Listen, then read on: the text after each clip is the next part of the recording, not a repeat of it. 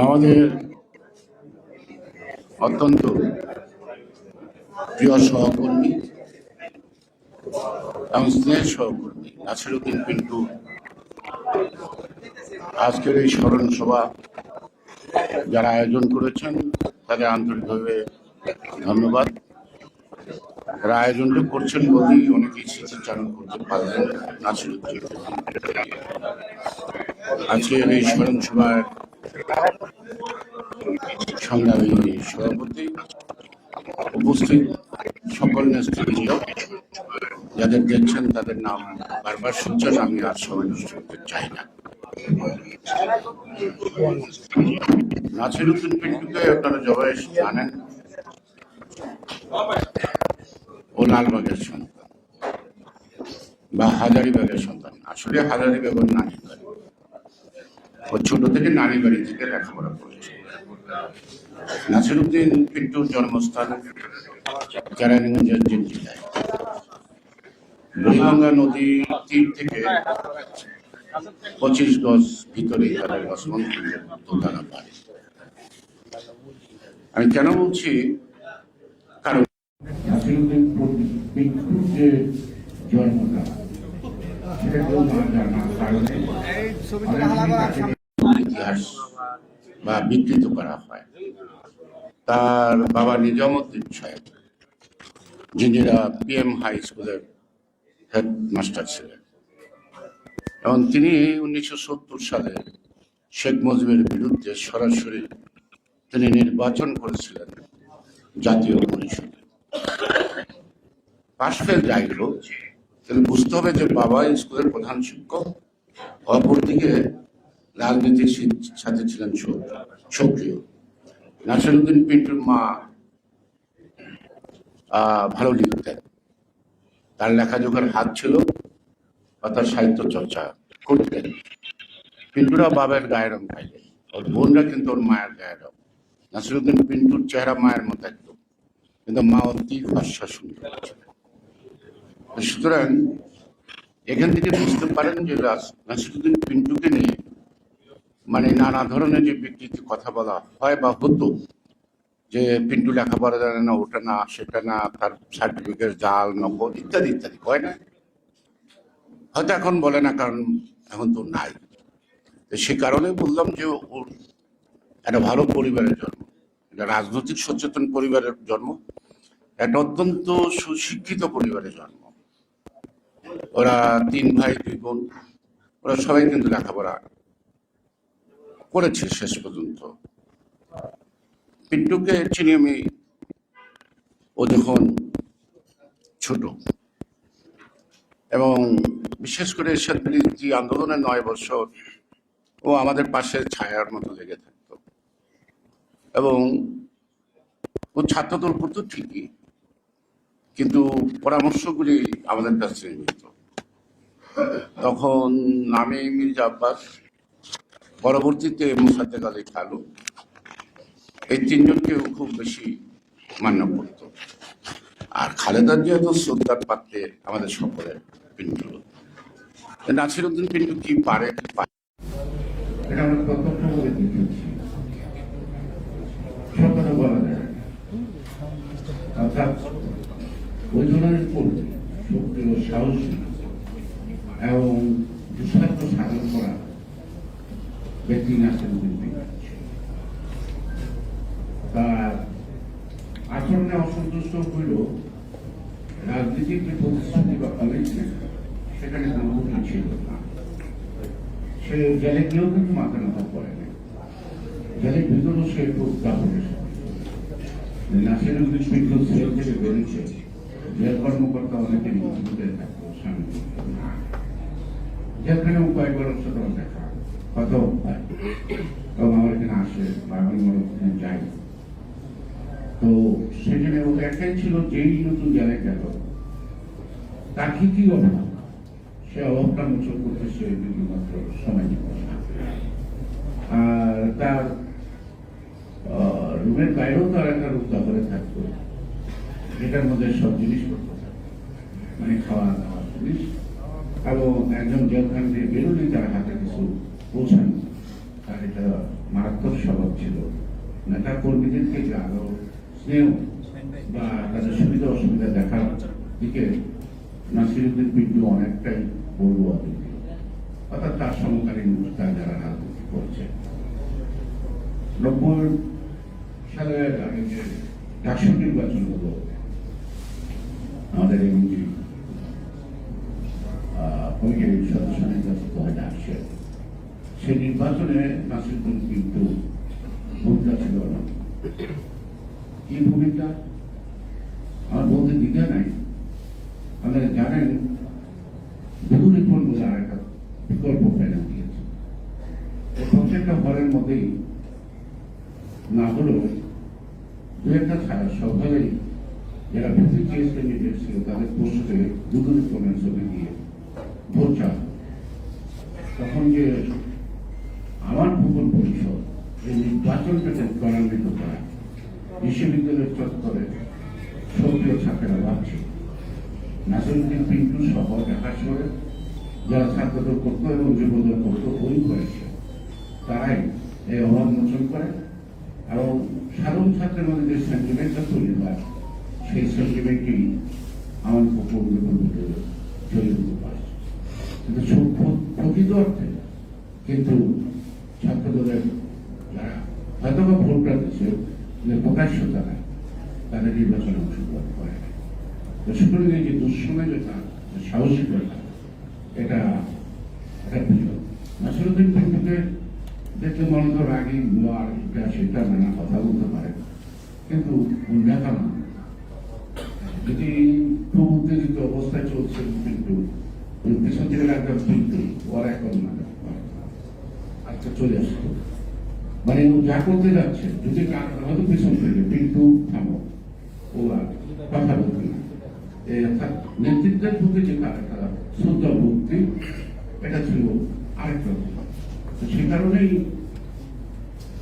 পিন্টু হত্যাটা হত্যা বলা যায়, খুন বলা যায়, কোনো সময় আসলে এটা প্রমাণিত হবে।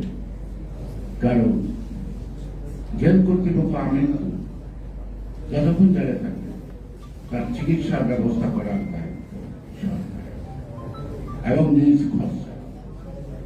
প্রমাণ যাবজ্জীবন কারাদণ্ডের আসামি আসম আব্দুল্লাহ যখন জেলখানায় অসুস্থ, জিয়াউর রহমান সরকারের তহবিলের টাকা দিয়ে জার্মান পাঠিয়ে তাকে চিকিৎসা করে আসছে। এমনকি কোনো ফাঁসির আসামিকে ফাঁসিতে ঝুলানোর আগে তার স্বাস্থ্য করে তার সুগার, তার ব্লাড প্রেশার, অন্যান্য কোনো উপশম আছে কিনা, যদি থাকে তাহলে সময় পিছিয়ে যায়, অর্থাৎ পূর্ণ সুস্থ অবস্থায় তাকে ফাঁসি দিতে হয়। আর আজকে জেলখানায় চিকিৎসা তো দূরের কথা, সুস্থ লোকের জেলখানায় নিয়ে অসুস্থ করা তার একটি প্রকৃত প্রমাণ হলো ফাঁসি এবং তাকে যে চিকিৎসায় অবহেলা অথবা তাকে সময় মতো ডাক্তার কাছে না নেওয়া অথবা সময় মতো তাদেরকে ডাক্তার না দেখানো, এটা কিন্তু জেল কর্তৃপক্ষ অর্থাৎ সরকারের দায়। এই দায় হয়তো আপাতত এড়িয়ে যেতে পারবে, কিন্তু ক্রিমিনাল অফেন্স কিন্তু মার্কশিট হয় না। 21 বছর পরও তো মামলা হচ্ছে, সুতরাং ক্রিমিনাল অফেন্সের মামলা যে কোনো সময় হতে পারে, যে কোনো সময় হতে পারে। সুতরাং সেদিন পাওয়া যাবে এই সরকারের কথা অপকর্মে কাহিনী। কিছুক্ষণ আগে আমাকে একজন জিজ্ঞেস করছিল আপনার কি করেছেন, আমরা যা করার করছি, আর তোমরা যা করতেছো করতেছো করো না, অপ্রতিরোধ গতিতে করতেছো করো, কিন্তু মরার আগে অথবা ক্ষমতা ছাড়ার আগে কান্নার লোক রেখে দেবে, ওগুলো যেন হাওলা করে না।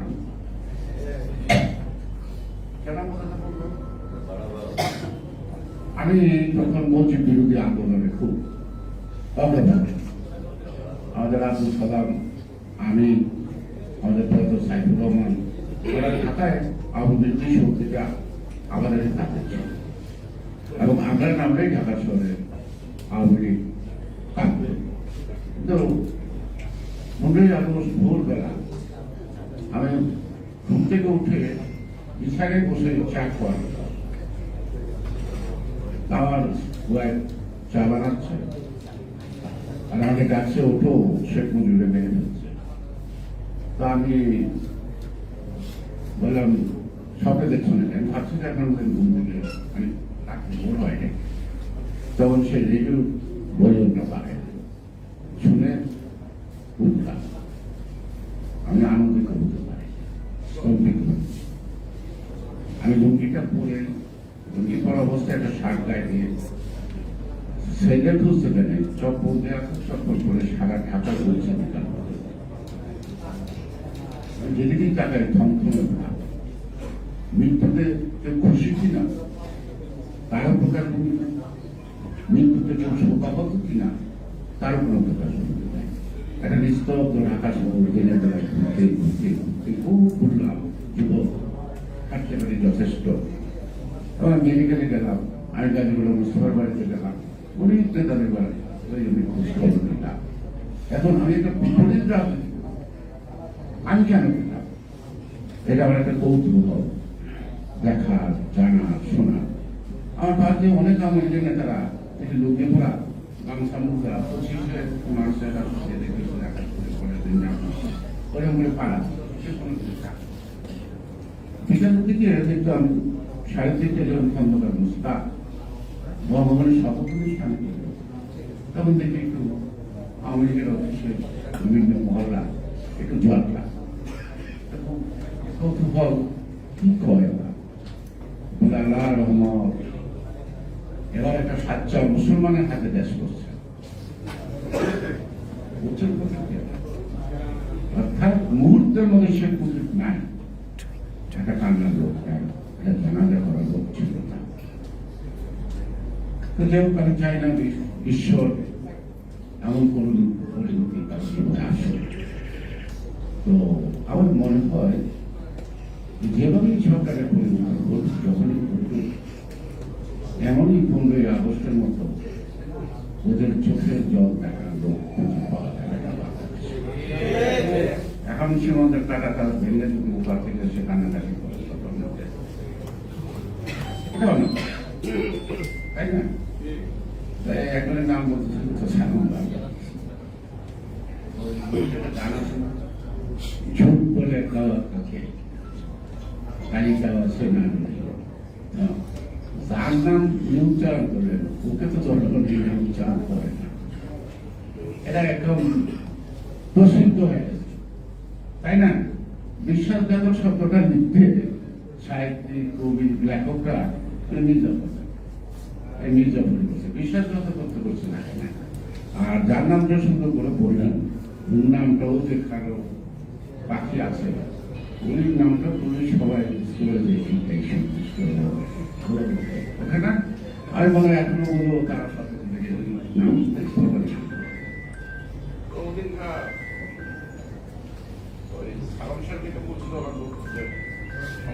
করতে গিয়ে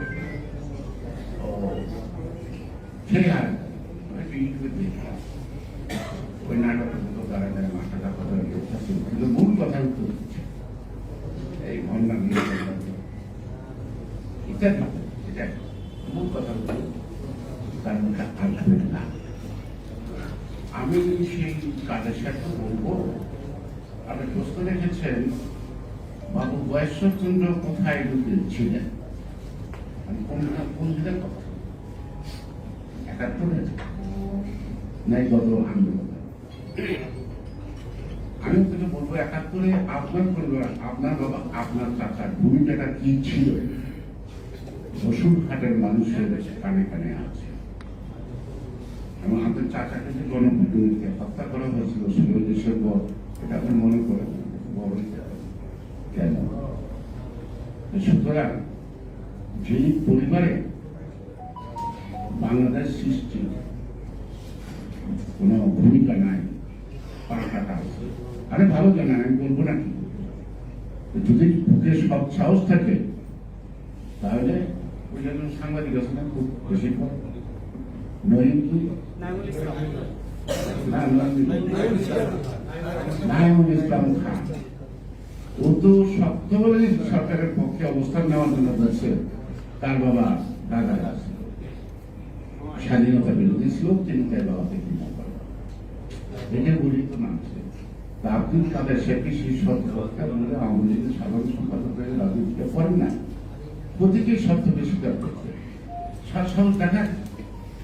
আর আমি বয়সে কোথায় ছিলাম তাহলে আপনাকে খুঁজতে হবে, অবস্থান তাজউদ্দিনের অবস্থানকে জিজ্ঞেস করতে হবে। ৭১ বয়সে বলছিল ওই যে আপনাদের প্রধানমন্ত্রীর ছোট ভাই শেখ কামালের কবর সামনেটা কান পেতে শুনতে হবে আমি কোথায় ছিলাম, আরো অনেক কারণ যাদের কাছে আপনাকে ক্যাপ্টেন মনসুর গিয়ে শুনতে হবে আমি কোথায় ছিলাম, আমি কি কলকাতা ছিলাম না ভিতরে ছিলাম, সব কথাই জানতে পারবে। 11ই নভেম্বর যশোরের দক্ষিণাঞ্চল মুক্ত, 11ই নভেম্বর 16 ডিসেম্বর সেই মুক্তাঞ্চলের কেশবপুরের প্রপারে আমরা মাইক জায়গায় জনসভা করি। সেই জনসভায় প্রায় 50,000 লোক, ডুবুরি আর কেশবপুর তারা এই অঞ্চল। সুতরাং আমরা কোথায় ছিলাম কখন তা জানি না, তবে এই দলটা কোথায় ছিল এটা হারুনকে জিজ্ঞেস করেন, আমি ডিজিবিএর প্রধানকে জিজ্ঞেস করেন, আপনার এনএসএর প্রধানকে জিজ্ঞেস করেন, আমাকে খুঁজে পেল না কেন, হয়তো পায় নাই, আপনার কোনো আপন জনের বাড়িতেও থাকবে না, সেই কারণে হয়তো তারা জেনেও না জানার মানে করে শুধু এই জবাবগুলি আপনি খুঁজে আমরা আন্দোলন করি, আত্মগোপন করি, পালাই না। আন্দোলন পরিচালনা করার জন্য আত্মগোপন করি আমরা, কারণ আমাদের ওই যে আন্দোলন দমন পার্টিকে নজর করার অভ্যাস আছে, কোথায় সব জনগণের রাজনীতি করার অভ্যাস আছে, তাই না? তো সেই কারণে যারা বড় নির্ভরশীল, অর্থাৎ যাদের শক্তি একটি দেশ, যাদের ভোটের শক্তি জনগণের শক্তি নাই, এমনি একদম শেষ, অর্থাৎ টপের মধ্যে সাজানো ফুল গাছ, পানির অভাব পড়লে এই গাছটা শুকিয়ে যায়।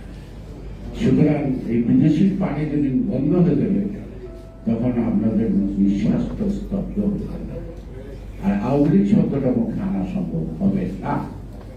বিদেশের নির্ভরতায় যারা দেশ পরিচালনা করে, আর যাই হোক সরকারে থাকতে পারে, কিন্তু জনগণের হৃদয়ে তাদের স্থান হয় না।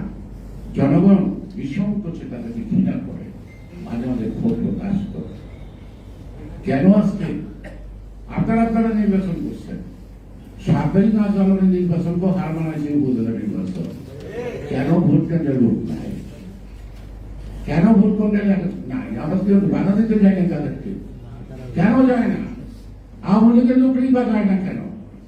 কেউ বিশ্বাস করে না তাকে যে ভোট দিবে সেই ভোটটা সে দিতে পারবে, এই আত্মবিশ্বাসটা আওয়ামী লীগকে যারা ভোট দেয় তাদেরও নাই, তাই তারা ভোট দিতে চায় না। অর্থাৎ গণতন্ত্রের যে মূল জায়গাটা, চেতনাবোধটা বা যে আস্থাটা, সেই আস্থাটা আপনি আস্থা করে নিক্ষেপ করে দিয়েছেন, এর ফল তো ভোগ করতে হবে, ফল ভোগ করতে হবে।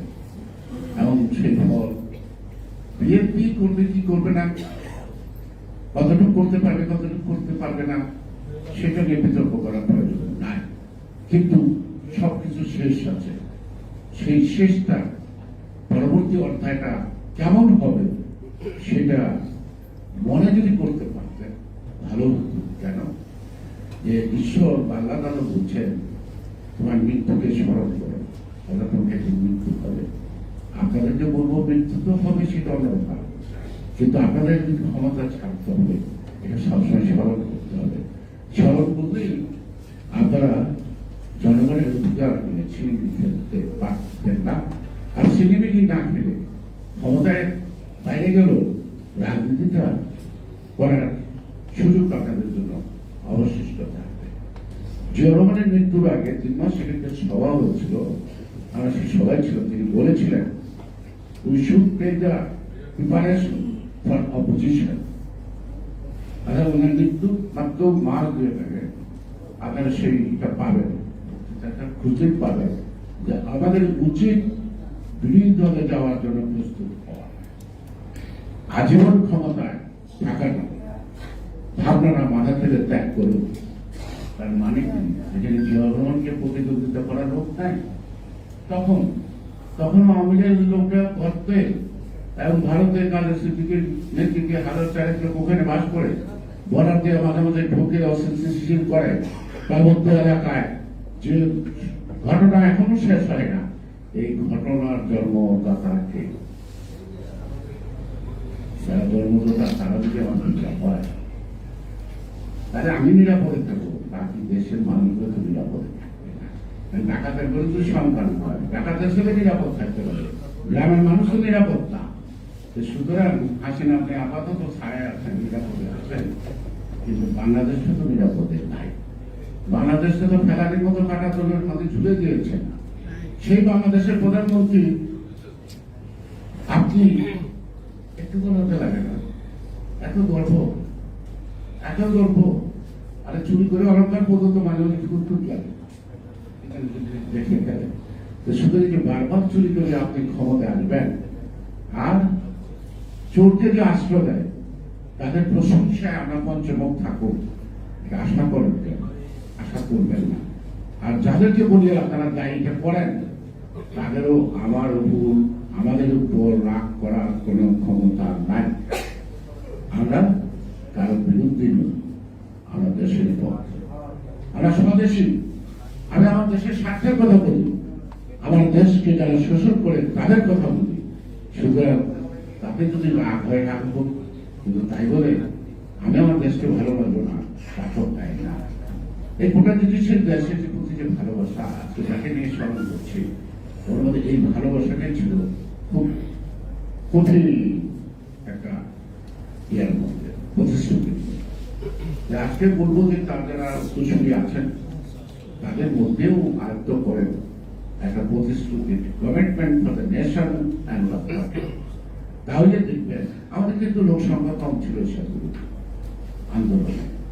এই যে এখন ছাত্রদলে একটা ওয়ার্ড বা থেকে যত লোক আসে, তখন 12টা থানা একটা থানা ছাত্রদলে এত লোক ছিল। যুব দলে একটা থানা থেকে যত লোক আসে এখন এত লোক কিন্তু এইসব বিরোধী আন্দোলনে ঢাকা মহানগরীতে যুব দল ছিল না। But they have a commitment. অর্থাৎ কমিটমেন্টটা শৃঙ্খলা রক্ষা ছিল কমান্ডার প্রতি, যে কারণে কিন্তু কষ্টের কাজটাও আমরা সুন্দরভাবে করতে পারছি। এবং সেই কারণেই কোয়ান্টিটি ভালো, কিন্তু এটার সাথে কোয়ালিটি যোগ।